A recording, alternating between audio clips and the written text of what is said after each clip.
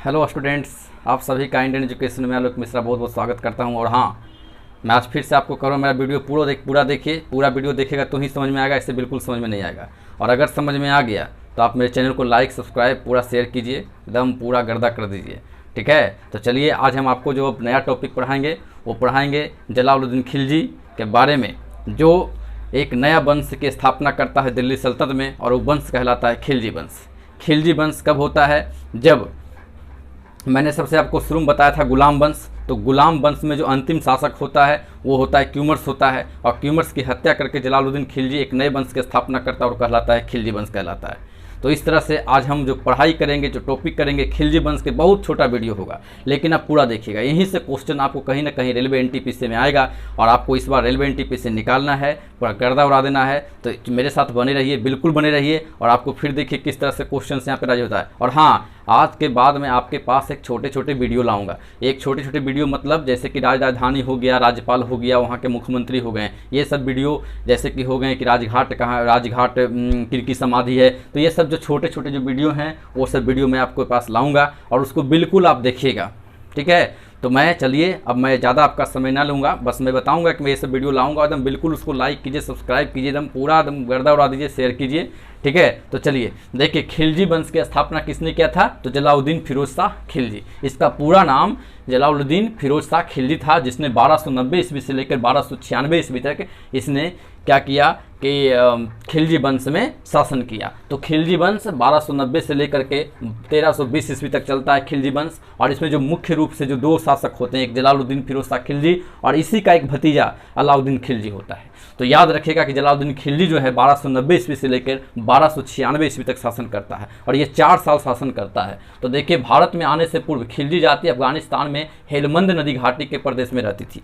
तो यहाँ पर आपको एक चीज़ याद रखिएगा कि कहाँ रहती थी? हेलमंद घाटी में रहती थी। यानी कि जो ये जो खिलजी वंश है, जो जलालुद्दीन जो खिलजी जो है, वो भारत में आने से पहले खिलजी जाति अफगानिस्तान में हेलमंद नदी घाटी के प्रदेश में रहता था।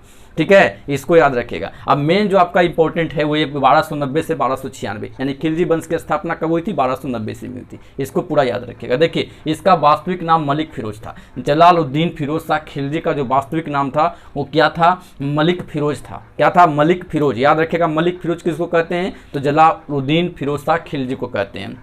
जलालुद्दीन खिलजी वंश का संस्थापक था, और इसने किलोखड़ी या कूलागढ़ी को राजधानी बनाया। देखिए, अभी जो मैंने इसके पहले जो बताया था उसमें क्या था? दिल्ली को राजधानी बनाया गया था, है ना? किसमें? तो इसके पहले का जो वंश था गुलाम वंश, उसमें दिल्ली को राजधानी बनाया गया था ना। लेकिन इसमें जो है क्या हुआ, खिलजी वंश के जो संस्थापक जलालुद्दीन फिरोज शाह खिलजी होता है, वो अपनी राजधानी किलोखड़ी कूलागढ़ी को राजधानी बनाता है।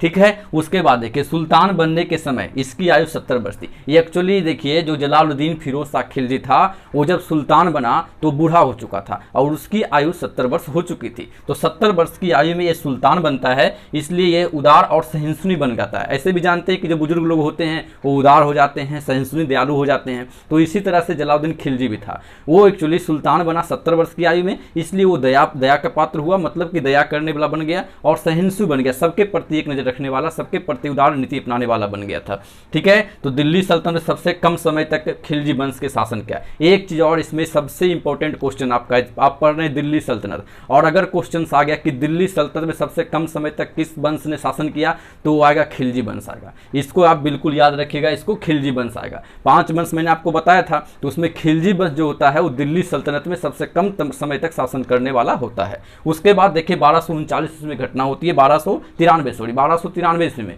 एक नया घटना होता है। जलालुद्दीन की सबसे महत्वपूर्ण घटना देवगिरी पराक्रमण था। देवगिरी पराक्रमण कौन करता है? तो जलालुद्दीन खिलजी नहीं करता है, ये करता है, देवगिरी पर शासन कर रहा था रामचंद्र देव। रामचंद्र देव क्या करता है कि जलालुद्दीन फिरोज शाह खिलजी के खिलाफ 1293 ईस्वी में आक्रमण करता है, विद्रोह करता है। और इस विद्रोह के कब होता है? 1293 ईस्वी में होता है। ये महत्वपूर्ण घटना हुई, और ये विद्रोह कहाँ हुई थी? देवगिरी में हुई थी।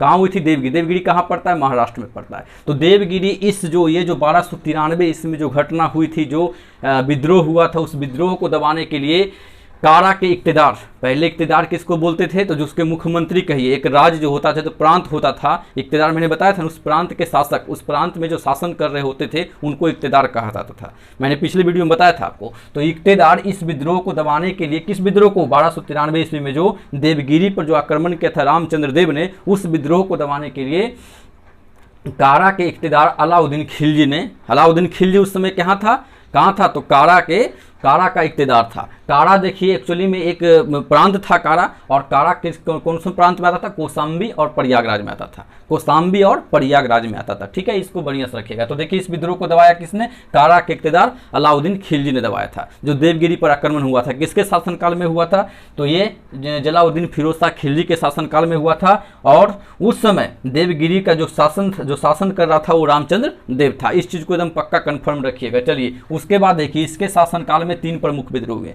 यानी कि जलालुद्दीन फिरोज शाह खिलजी के शासनकाल में 3 विद्रोह प्रमुख रूप से हुए। ये विद्रोह पूछा जाता है एग्जाम में, जैसे बोला जाता है कि मलिक छज्जू का विद्रोह किसके शासनकाल में हुआ था, तो जलालुद्दीन फिरोज शाह खिलजी के शासनकाल में हुआ था। अलाउद्दीन खिलजी नहीं याद रखिएगा, जलालुद्दीन खिलजी में भी पढ़ा रहा हूँ। ठीक है, उसके बाद देखिए 3 तरह के 3 विद्रोह हुआ था, मलिक छज्जू का विद्रोह, ताजुद्दीन कूची का षड्यंत्र, सीदी मौला का षड्यंत्र, जिसे बाद में फांसी दे गया। यानी कि क्या हुआ कि जो सीदी मौला का जो षड्यंत्र किया था उसे बाद में फांसी दे दिया गया। हालांकि सभी जितने भी विद्रोह हुए थे सभी को दबाया जलालुद्दीन खिलजी ने, और वहां पर सभी ने विजय प्राप्त किया था। तो देखिए इसके शासनकाल में, किसके, जलालुद्दीन फिरोज शाह खिलजी के शासनकाल में 3 विद्रोह हुए थे। कौन कौन, मलिक छज्जू का विद्रोह, ताजुद्दीन कूची का षड्यंत्र और सीदी मौला का षड्यंत्र हुआ था। आप देखिए 1296 ईस्वी में एक और बड़ी घटना हुई थी। क्या हुई थी, तो 1296 ईस्वी में एक घटना सिर्फ नहीं हुई थी, 2 घटना हुई थी। 1296 ईस्वी में एक घटना नहीं 2 घटना हुई थी। पहली घटना अलाउद्दीन के इशारे पर, जो सबसे बड़ी घटना थी वो अलाउद्दीन के इशारे पर इख्तियारुद्दीन हुद, इख्तियार देखिए क्या है, इख्तियारुद्दीन हुद के द्वारा छल पूर्वक जलालुद्दीन का वध कर दिया गया। यानी कि जो अलाउद्दीन कौन था, तभी मैंने बताया कि अलाउद्दीन जो था वो जलालुद्दीन का भतीजा था, उसका दामाद था। उसने क्या किया कि छल पूर्वक से उसके इशारे पर ही इख्तियारुद्दीन ने 1296 ईस्वी में जलालुद्दीन की हत्या कर दी, उसका वध कर दिया। उसके बाद जो एक और घटना हुई थी देखिए 1296 ईस्वी में, इसके पहले 1296 ईस्वी के पहले 3 बार भारत पर मंगोलों का आक्रमण होता है, लेकिन 1296 ईस्वी में मंगोलों का भारत पर चौथा आक्रमण होता है और दिल्ली सल्तनत पर तीसरा आक्रमण होता है। इस चीज को याद रखिएगा। तो 1296 ईस्वी में मंगोलों का भारत पर चौथा आक्रमण हुआ। इसमें मंगोलों की लेकिन हार हुई थी, इसमें मंगोलों की बिल्कुल तरह से पूरी तरह से हार हुई थी। और इसी में एक घटना हुई थी, जब यहाँ पर हार हुई थी तो क्या हुआ था कि जो भी वहाँ के जो आक्रमण करने वाले मंगोल के थे सभी मुसलमान थे। तो मुसलमान लोग क्या कि यहाँ पर आके जलालुद्दीन के शरण में आ गए कि चलिए मुझे मेरा जान बख्श दीजिए। तो इसने उसका जान बख्श दिया और बोला यहीं रहो, और एक नया नगर की स्थापना की जलालुद्दीन ने। और उस नगर का नाम क्या था, तो उस नगर का नाम मुगलपुर था। मुगलपुर शहर उस नाम का था, जो अभी भी दिल्ली में है। तो अभी कहाँ है मुगलपुर शहर, दिल्ली में है। जो मंगोल का ही जो मंगोल के लोग निवासी हैं वहाँ पे आके बस गए थे, क्योंकि उसने युद्ध किया और जब वहाँ से हार गए तो सिपाही लोग जो है वहीं शरण मांगे। तो लगभग 900 व्यक्ति 900 सिपाही थे जिनको वहाँ शरण दिया गया। एक नए नगर की स्थापना कर दी गई जो मुगलपुर नगर कहलाया, मुगलपुर शहर कराया, और ये कहाँ था, दिल्ली में। तो इस तरह से जलालुद्दीन खिलजी के बारे में आपको मैंने पूरी जानकारी दी। जलालुद्दीन खिलजी को मैं एक बार फिर से कर दूं। देखिए खिलजी वंश की स्थापना, खिलजी वंश सबसे महत्वपूर्ण है। खिलजी वंश की स्थापना किसने की थी, तो जलालुद्दीन खिलजी ने की। कब तक की थी, 1290 ईस्वी से लेकर 1320 ईस्वी तक इसने खिलजी वंश चलता है। और खिलजी वंश के जो प्रथम शासक होते हैं जलालुद्दीन फिरोज शाह खिलजी, ये 1290 ईस्वी से लेकर 1296 ईस्वी तक शासन करता है। और इसलिए लेकिन जलालुद्दीन फिरोज खिलजी का वास्तविक नाम जो रहता है वो रहता है मलिक फिरोज रहता है। जलालुद्दीन खिलजी वंश का संस्थापक था और इसने किलोखड़ी कुलागढ़ी को राजधानी, सबसे इंपॉर्टेंट खिलजी वंश का जो प्रथम राजधानी था, प्रारंभिक राजधानी था, वो कहाँ था, तो वो था किलोखड़ी, जो कुलागढ़ी में है, कुलागढ़ी में है किलोखड़ी, वहाँ बनाया था, है ना।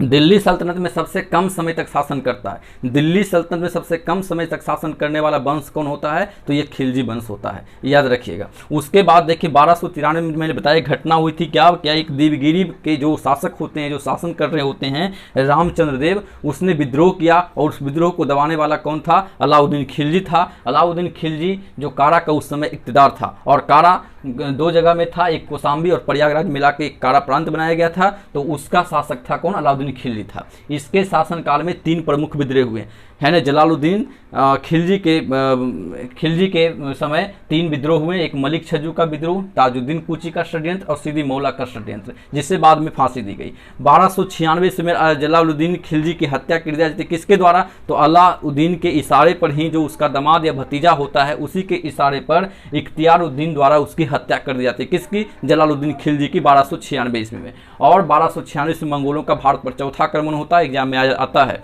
कि भारत पर चौथा आक्रमण मंगोलों का कब हुआ? तो 1296 में। और इसी 1296 ईस्वी में जब मंगोलों का आक्रमण होता है तो मंगोलों की हार हो जाती है और मंगोलों के जो सिपाही होते हैं वापस नहीं जा पाते, उसे बंदी बना लिया जाता है। जब वो मांग करता है कि मुझे छोड़ दिया जाए तो कहता है कि आप यहीं पर रहो, लेकिन आप इस्लाम धर्म के तो हो ही, मैं यहीं पर आप लोगों को शरण देता हूँ। तो शरण देने के क्रम में क्या किया जाता है? एक दिल्ली में एक नए शहर की स्थापना की जाती है जिसमें मंगोलों को बसाया जाता है और वो शहर का नाम रहता है मुगलपुर।